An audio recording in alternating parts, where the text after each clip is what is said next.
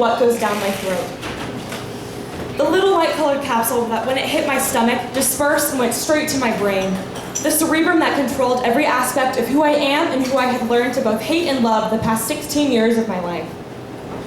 For any of you that have experienced the same kind of piercing pain that shoots through your body and every vein and soma and axon, creating every single nerve cell in your body, when the person that damned you to years of unspoken pain and suffering tells you that the only solution to the problem is more of them, I apologize.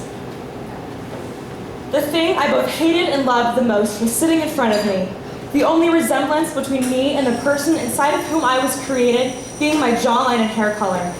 The being that sent me into the wicked downfall, that ended up consuming all of my thoughts and almost taking my last living breath, was there, in front of me, in between bites of sushi, saying that the only thing I should have talked to about how I was feeling was her and only her.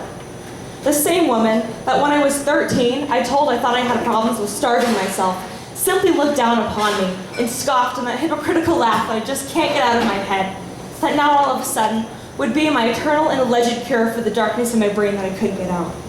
The woman that created me to be who I am today. The one that can't look in the mirror without wanting to cry.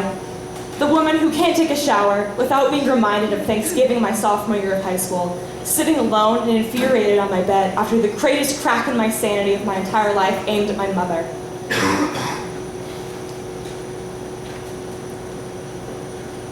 The X-Acto knife that I thought would release me from the bars I was trapped behind and make me feel something, anything at all.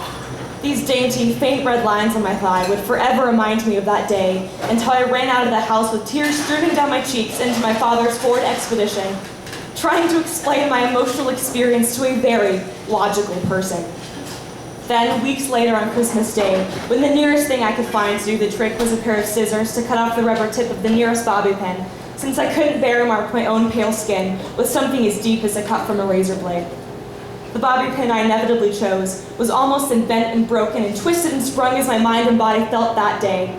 The dainty, faint red marks persisted and were visible under the spandex I wore running.